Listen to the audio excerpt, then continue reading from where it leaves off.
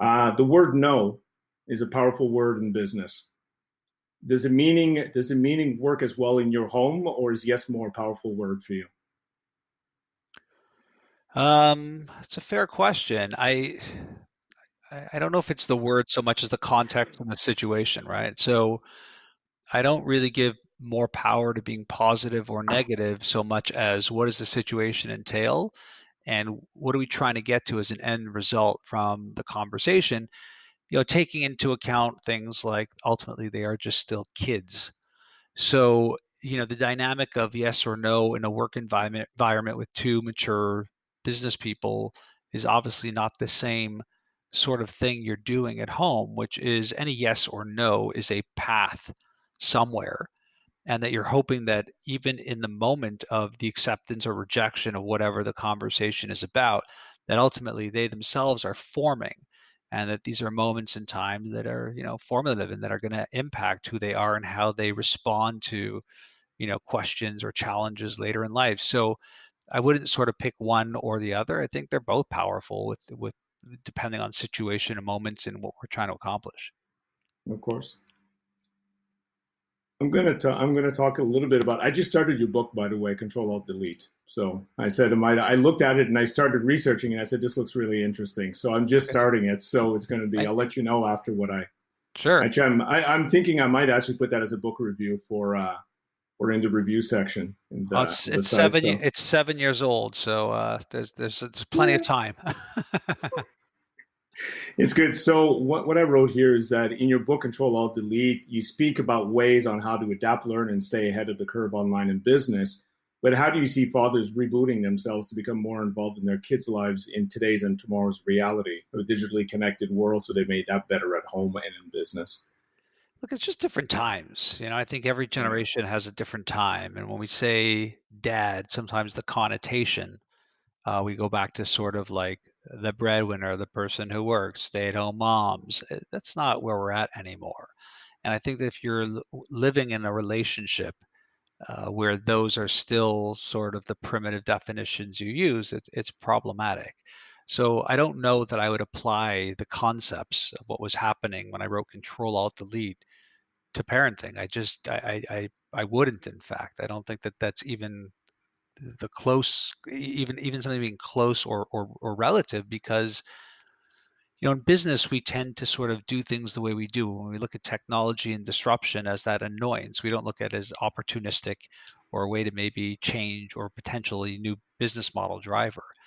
um, and so that I think people who have problems, and there's plenty of that, or come into it at a different stage in life or in a different way to being a dad, may have to rethink how they do things. May. I came into it a bit later, and I came into it anticipating it, wanting it to be a partnership with my spouse, wanting it to be a relationship with my kids, wanting it to not just be a parent-child relationship, but a friendship, wanting it to be a safe harbor. So it's hard for me because I feel like it doesn't connect the two ideas, if you know what I mean. Yeah. And in question number three, we spoke about adapting as a father into realities of today's digital world that we live in. But do you have like one, three, or five, or whatever lessons in an analog form, as I call it, that you would say you learned from your father, your mother, or a mentor that are still relevant in today's digital world? Nothing comes to mind. I mean, look, parenting and being, whether it's a father or mother in this world of screens that we're in, is a challenge. It's just a challenge in general because attention and time are the only commodity we have, and it's being grabbed for at every waking moment, right? We live in a world now where even at home, the smartphone has surpassed the television in terms of overall media consumption and usage. Yeah. The challenge with that is we don't necessarily have a very media literate population. So you have parents who will get a new iPhone and then pass their old one down to their kids thinking, well, it's just for them to play with, not realizing that we've just given them unbridled access to unlimited content and technology that they may not be ready for, that often parents aren't ready for and ready to deal with. So we live in a world where data is being tossed around and social media platforms use our information as a way in which to monetize. And we've spent 10 years uploading our entire kids' lives to these platforms that are now data sets that can now, use artificial intelligence and facial recognition to know everything about that individual. I mean, how many times have you seen a parent post online that their kid is really sick or that their kid got sick or had a problem? That is all now this sort of open data record of their health, which might impact things like insurance, potential Yeah. job opportunities, maybe even school entry and things like that. So, lessons, is it lessons of, what stays happens in the family stays in the family like Las Vegas? Tough to say, but technology and parenting has very much changed. Um, my parents had a real hard focus on making sure that we were living up to the standards of the home and community. And that instilled in us a very big academic push, learning push, watching out for your neighbors, being charitable. Those are the values you want to pass on. And I think screen or no screen, these are just the sort of nuances. I had video games when I was a kid. My kid has video games. They're more intense, they're more full time. They're Yeah. watching each other play video games. It's for sure that, but I spent as much time in front of a stupid screen as, kids want to these days. And there's very little that I've seen, at least, that's surprisingly new. Um, I mean, for sure, if you start thinking about access to information, things like cyberbullying is a bit of a different ballgame. You sort of had it in a Yeah. school back when we were kids. It might be more contained. Yeah. It's sort of everywhere. So there's a lot of negative stuff with it, and a lot of the negative stuff happens just because we don't have enough education and we are not doing a great job of moderation. Do you find, I mean, I'm just popping this out now, but do you find what you were saying about, mobile and inundation of information and that technology now in mobile is somehow becoming a second parent, is kind of taken over where Yeah, parents should have been. I mean, is it becoming the de facto dad and the de facto mom? I mean, how many times have I seen kids in a restaurant and the parents just pass them the phone immediately? Or my own daughter asking me, Dad, what does this mean? I said, go ask Uncle Google. yeah. So I say it's a lot quicker. I go through a weekend and you see exactly that, where, little kids are basically, sort of blind-eyed into a screen versus talking or drawing or communicating or Yeah, sharing with the adults around them. Countless parents who will leave their younger child alone because they're busy on their Xbox or iPad. Kids screaming, pass them a phone, pass them a tablet. There's no doubt that we are doing that, but it's not technology. We're doing that. I mean, we of course. make these choices. People will say, that's not, that's not your kid. It's not my kid. Kids are different. I got that. But if the technology didn't exist, what would happen? And so we typically approach the idea of technology that we control technology. We don't let technology control us in terms of alerts, in terms of usage, in terms of all that. It's a destination, it's not a presence. Yeah, And that's a value system and philosophy that you could only make with a certain level of media and technology literacy, unfortunately. yeah. Um, I'm going to push one in what I was telling you earlier that I was interviewing Guy Kawasaki, but I wanted to, just to get your take on it. He mentioned, I'm just reading here. Guy Kawasaki said in our interview, I fundamentally believe that women make better CEOs because they don't have this male desire to kill stuff, this male thinking, if I lose, you win, and if I win, you lose. With more and more women taking on the role of CEO in major companies and in political landscapes, you believe that women CEOs have a harder time at balancing their duties, both as CEO and being mothers, than men do. I yeah, I can't eyeball how Because old you are, but I grew up, 47. so we're close in age. I grew up in a Yeah. time where it's a problem.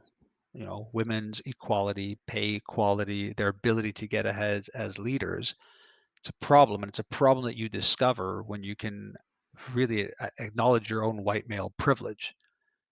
So there's no doubt that I am male, pale, and stale. There's just no doubt about that sort of framework of who I am.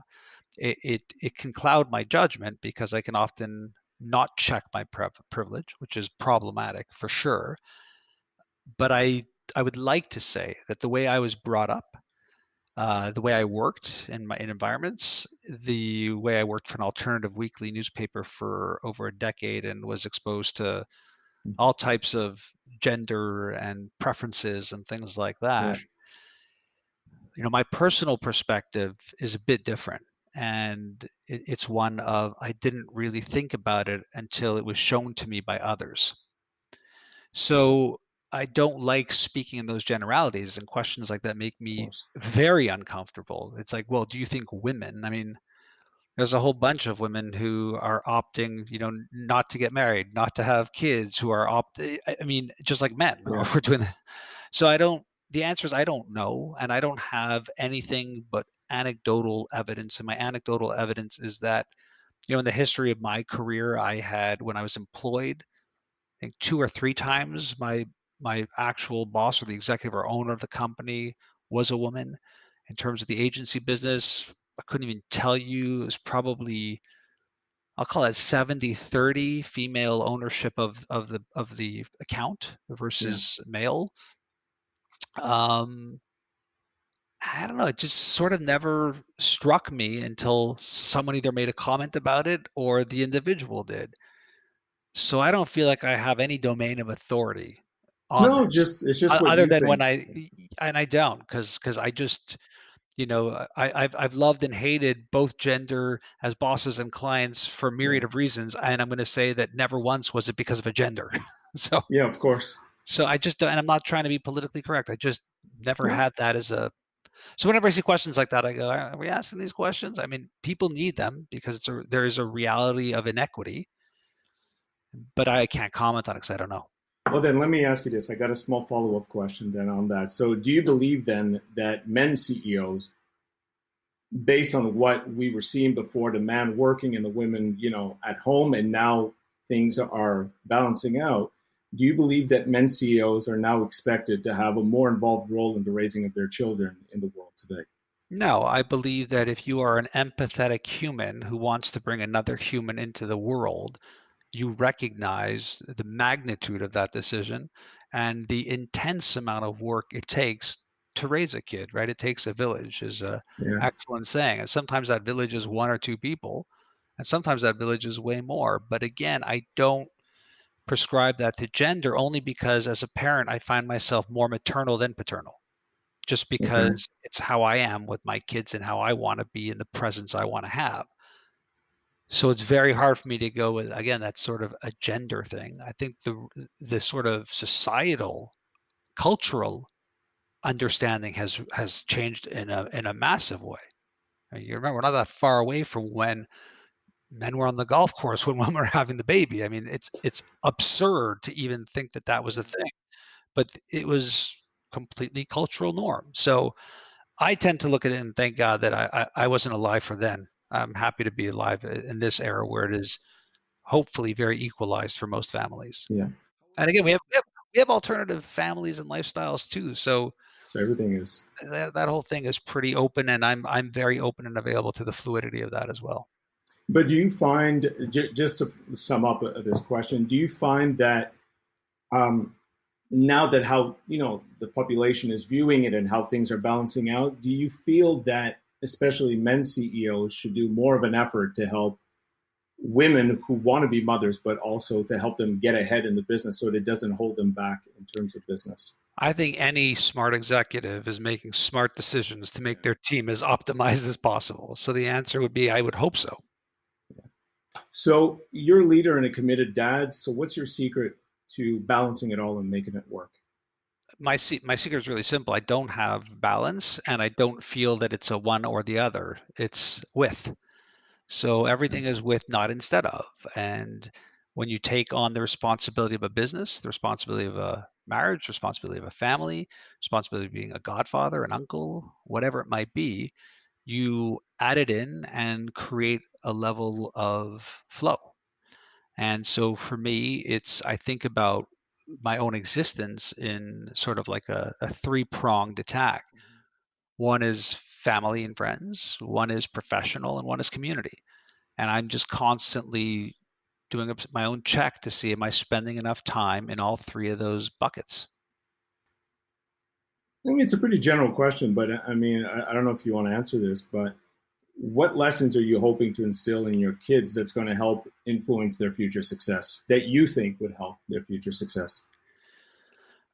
My big thing professionally, I do a lot of public speaking, and when I got a level of comfort in that, and then I'm on the road, doing 40 to 60 events a year and watching other people speak and watching other leaders present, Yeah.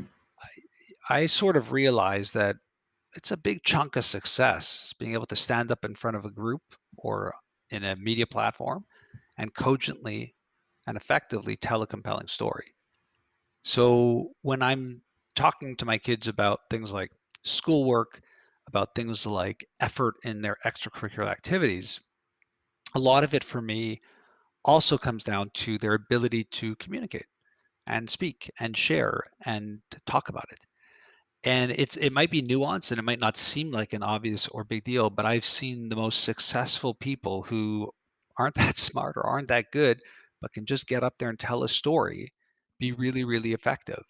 So, we talk about things, we talk about not just striving to be great, but we talk about how we deliver that.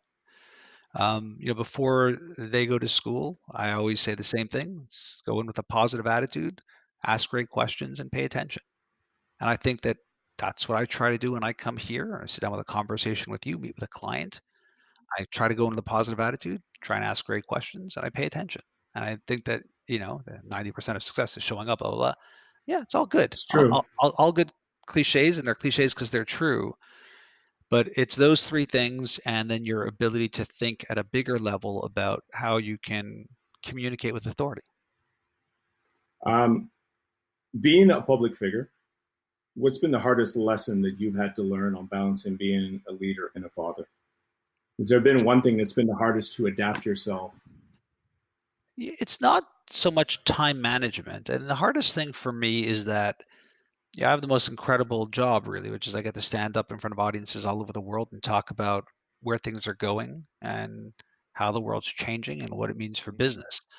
But what happens before and after that is a lot of travel, a lot of hotels, a lot of eating in airports, a lot of missed things for sure. So I would couple all that into this idea of time management, and so I'm very precious with my time. I'm very careful of the events that I choose to speak at. Before I speak at events, I typically will look at flight patterns and schedules, Okay. and I will sort of negotiate and navigate around when I speak based off of not where I'm going and not who it's for, but how quickly I can get home. Well, that was kind of my follow up question. I mean, you travel quite a lot for speeches and business, but how do you make your time at home count with your kids? Yeah, I mean, one is that. I mean, the first thing is I'm very fortunate that I'm not called somewhere. You got to be at this meeting, and it's for 2 weeks, and you got to sit there. I've never had that. If we're sort of comparing it to the rock music world, which is another world I worked in, I don't I go remember. on tour. I do what's called fly-ins. It's like I got a gig, so I'm in and I'm out, usually as effectively and as quickly as possible. And if it's a thing where I'm flying overseas to the West Coast, I typically will take the day that it's happening completely off if I can. So I'm spending more time at home. And then the day after, if I can, and school isn't happening or is happening, whatever the case may be. Also, I work for myself. And even when I wasn't working for myself and I had my own business, I set up barriers that would enable me to do the work I had to do so that I didn't feel like I'm not balanced or I'm not doing the right thing. And then on the back end of that, it's just a very direct and honest conversation with your partner. What are we trying to accomplish here? Is there value in it? Is me being away more valuable than me being here? And the answer to that is always no. So then you have to figure out how far are we willing to go. But this happens to be an incredible career that has afforded me, a really great life from running an agency and selling a business and doing what I do and doing the things that I feel very validated for, that also provide both privilege and opportunity to my family. And so that opens up a whole other set of opportunities and doors. So, we're very cognizant of it and we're sensitive to it. And you have to always be sensitive to it. Do you believe it's smart for a parent to invest financially into their kid's startup? And if no, how do you believe is the best way for them to learn and earn their own accomplishments while having a non-monetary support from their parents? I mean, it's easy to just splash cash, but some parents I've seen, they no, you got to earn it. You ain't going to get my money. I mean, what's your take on that? Yeah, my take is only comparable to a story I've heard, and the story I've heard is a family of real affluence who have a lot of kids, and for this family to invest whatever it is would be no skin off of anyone's back. Nobody would feel it. And yet, when it comes to that instance where one of the kids wants to do something, start something up, the attitude does seem to be that it has to go through the same people in the organization that would fundamentally acquire or invest in the business. And those people will then take the information and feed it up to the parent. And I don't know, when I heard that, I sort of thought, I mean, that doesn't mean you're going to fund it or not. But I thought the process in and of itself forces a level of rigor down to the person who's asking for the money. And that if that deck can pass a multi-billion dollar or $100 million type of family environment, maybe it can pass that of another investor. I've seen another family, a family of privilege as well, where they're happy to do it, but they don't want to be the first investor. So they'll be second or third. This, I like that. This I really like. So I think there's a lot of models, and I'm fortunate to not be in a place where that's been currently an issue for me. But hearing those two stories, gave me wisdom and a sense of, oh, well, I don't have to make that mistake. I can follow both paths. One being, you're not pitching me or selling me. You're going to sell or pitch the people who I work with who help me make that decision: lawyers, accountants, consultants, advisors. Yeah. And I'm also not going to be first money in. Which I think is brilliant. Actually, this is a new one that I've heard, so I like that one. Yeah, that I was mean, good. I've heard several other guys, other people. Sorry. Example, I was interviewing Aldo Condari in Toronto, and Aldo's great. I asked Aldo what his take was on that, and he was, my kids don't come to me thinking that there's going to be a blank check. He goes, I'm ready to give them office space. I'm going to give them resources, but money they have to earn it on their own. Yeah. That's the way. He says, I'll give them all the resources to make it happen, but in the end, they need to make this thing happen on their own. I mean, look, fundamentally, that's the answer. You want people to Yeah, be somewhat autonomous, but it's somewhat misguided too, because the truth of the matter is that they are in privilege. It's yeah, very hard. My conversation with other people who have kids from families that are successful really is, you can't blame them for their privilege. yeah. It's not, it really isn't their fault. This person was born with a silver spoon. It was given to them. It was this, it was that. Okay, but what does that have to do with them? That's just a question of space and time, right? Yeah. It's like biology. So, does it stand up on its own? Does it work? If you're in a position of privilege, which some people are and some aren't, that's what you're going to do. I mean, it's easy to say, nope, nothing, not going to help at all. And I would argue, but they're still living under the roof. They've still spent their Yeah. summers vacationing. They've been, I didn't have that upbringing. I had a very, middle class, lower middle class upbringing. I didn't go on planes. I didn't have. So I had to always figure out a way to do it. Is there merit Well, in that? Of course there's merit in that, but is there merit also in being part of a family that has had a level of success, and that you're sort of brought up in that culture and surrounded by people and other yeah. people who've done stuff and know people, and there's a network? Sometimes the physical worth and money isn't as powerful as the network and infrastructure that you're in. The network So for sure. so you can have affluent families say, I don't give my children anything. I won't invest. I won't do this. Okay, fine. But their entire lives they've been in privilege, and every friend and family member they know is someone of affluence and the ability to take them 100% further than a kid down the street who has nothing. So Yeah. it may not be physical money, but you've already created the infrastructure to do that. So of course, Aldo is absolutely correct. But on the other side, they're already in a network of probably amazing people because of the way they were brought up. Yeah, that's. I mean, I'm looking. I mean, we're both Canadians, so if you think about 90% of us And can. white males.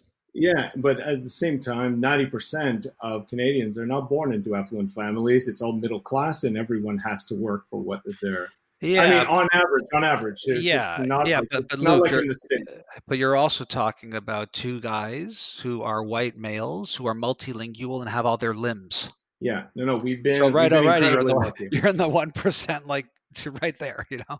I think it was Matt Damon that was saying that in an interview. He said, "I've been incredibly lucky that I was born in North America. I'm a man and I'm white. I'm already ahead of the curve of everybody, and I feel guilty about that sometimes Yeah, it's because it's until you can really spend time with that privilege, which is very hard to do. Uh, any conversation about it is somewhat eye rolling, right? We can eye roll this whole conversation. I got two white guys talking about it. It's just like eye roll, you know. We don't know struggle. We just don't. we like to think that we do, but we don't. It's Correct. exactly. It's That's privilege. Yeah, I exactly. mean, um, one or two last questions. I mean, I might have kind of asked you this already, but how do you want to look back and be remembered in your much older years when your kids are all grown up? How do you want to be remembered as a father and as a leader? Or how would Great you question. like to? Yeah, it's a great question. One is I'd love them to think my dad was really cool. Like it was just like fun to be around. He did interesting things. He was super creative. There was like an aspiration to sort of live like that and to live life to that sort of fullness. So that would be one. A sense of exploration would be another. Try things and see.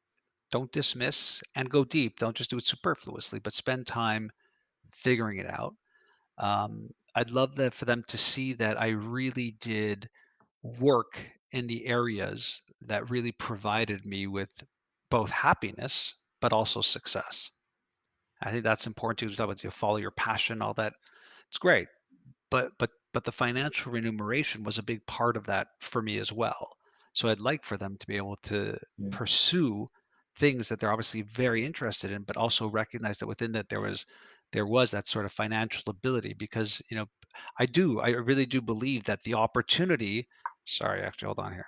It's okay. I'm just getting my phone never rings. Um, yeah, I really do think that is part and parcel of it. People say money doesn't solve your problems. It kind of does. It solves a lot of them.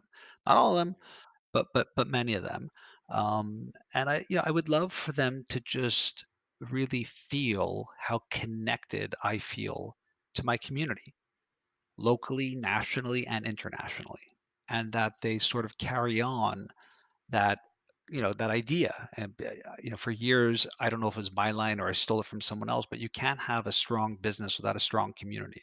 It's true. So I'm hopeful that the aspects that they take up are rooted in helping their community. Beyond that, long and healthy life is all I can do. And there's a certain part even in my life now, and I'm fairly young, where I look at it and go, I've already sort of done that. I'm in a good community. I put them into good schools. I put them, in a place where they've got safety and can explore and do things. I don't know how much more I can do at this point other than continually encourage and be there for them and sort of maneuver as the years go on. But the baseline, the sort of base infrastructure, I feel like I've delivered on. That's great. Do you hope to see when they get older that they'll keep coming to you as an advisor? Or do you want them to keep coming to you as just their dad? Whatever they want. Yeah. I think that if I have that in my brain, you start creating this sort of expectation. Yeah. And if anything, I don't want to feel let down by them. So I tend to sort of always look at it as, I've never been very, very passionate about people who give advice that wasn't asked for. And so when you have Yeah. kids, you're navigating it a bit differently for sure. But as they get older, I'm going to hope I'm not that person who is giving them advice that wasn't asked for. It's kind of hard as a parent, though. Oof. Well, as a parent, it's the role is to guide through your advice and Yeah. wisdom and experience and desire. And my kids, one of my kids had a pro hockey player, their kid in the class, and we were talking about how this kid is a great hockey player, and I'm like, yeah, I mean, just It's just Right. like that's what they're doing all day. So if you read a lot, your kids hopefully will read a lot. If they see you with books all the time, if they see you in sports, I mean, I think there is a correlation. There's nature and there's nurture here, right? And so, yeah, it's that ability to try things and see what the right fit is. I was having a conversation a couple of months ago with my mother, and I told her what was the hardest part of us growing up, because my sisters are in their 50s, I'm 47, we all have families and everything. She said probably the hardest part to accept as a parent is when you realize that your kids are smarter than you. She goes, that's a Yeah, really difficult step to accept. it's a funny thing that because I look at the level of their homework now and I feel it because I was never very academically astute and I just don't have real memory of the stuff I learned. I just Yeah, don't. So even in basic elementary stuff, I sort of look at it and go, I think they're already there. So I don't know if I'm going to have that problem. I may no, already be exactly. there. Yeah, exactly. Last question to you, but in general, it's kind of an open questions. Do you have any last words of wisdom, tips on being a dad CEO? I mean, this is a blank slate. If there's anything, do Go in you with want to leave us with something, or is look, there it's something that's dear to you? I'd say it again, right? Go in with a positive attitude, ask great questions, and pay attention. I think that should be my headline there for the story. Go Pay ahead. attention, ask great questions, and all that. All right, All right, man. man. Thanks. So take care. Thanks for the interview. I appreciate it. Cheers. Bye bye.